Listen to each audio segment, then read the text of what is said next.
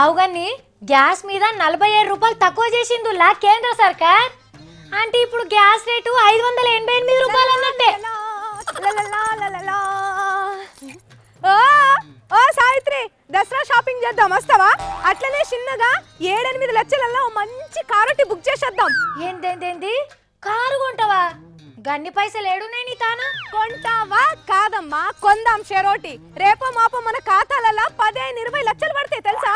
ఆహా, ఏడికించి ఏడనన్నా చింత చెట్టుకు దులుపుకొచ్చి పైసలు వేస్తారా ఏంది? అయ్యా ఎడ్డి సౌల్స్, నీకు Jan Dhan Yojana zero balance account ఉందా?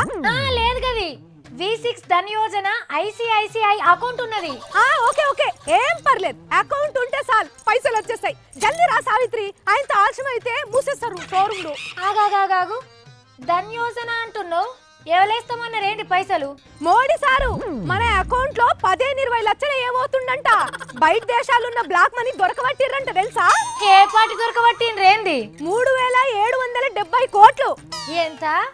3770 కోట్ల? గప్పుడేమో 80-90 లక్షల కోట్లన్న మోడీ సారు ఆ నడుమ 6500 కోట్లు అని చెప్పిండు. ఇప్పుడేమో ఇంకో 3770 కోట్లు దొరికినాయి.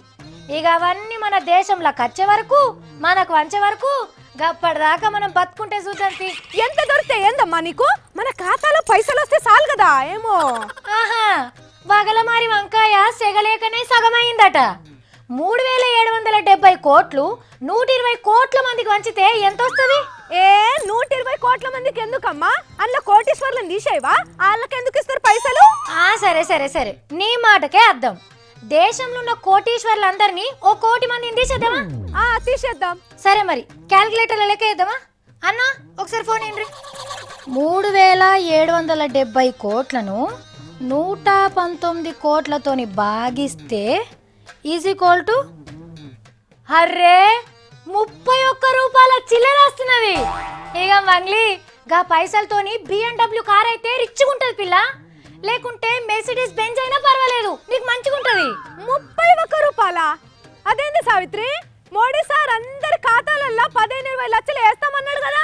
సరే అట్లా అనుకున్నా గానీ మొన్న దొరికినాయి 6500 కోట్లు, ఇప్పుడు దొరికినాయి 3770 కోట్లు. ఇవి మొత్తం కలిపినా మనకు 100 రూపాయలకి ఎక్కువైతే రావు పిల్ల. ఇక మరి ఆ బడ్జెట్ లో ఏం కారు కొనుక్కుంటావో ఏం చేసుకుంటావో నువ్వే ప్లాన్ వేసుకో.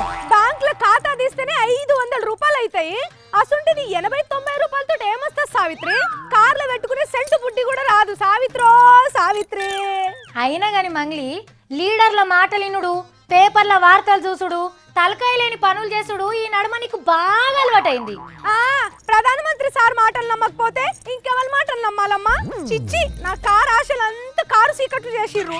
అరే, షెర్ల నీళ్లు పోయి షెర్ వెనక పడ్డాక కట్టగడితే గా నీళ్లు మళ్ళీ వెనకొస్తాయా? గివి కూడా గంతేనబ్బా. సార్ ఏం చేస్తాడు? ఆఫీసర్లు చక్కగా దేవులాడలేదు, ఇక వాటిని వంచేదందుకు 1.25 లక్షలు అడ్డం వస్తాయి. ఇప్పుడు అంటే ఇప్పుడు బ్లాక్ మనీ పైసలు మనకి ఇయ్యరా? మన దేశంలోకి రావా పైసలు?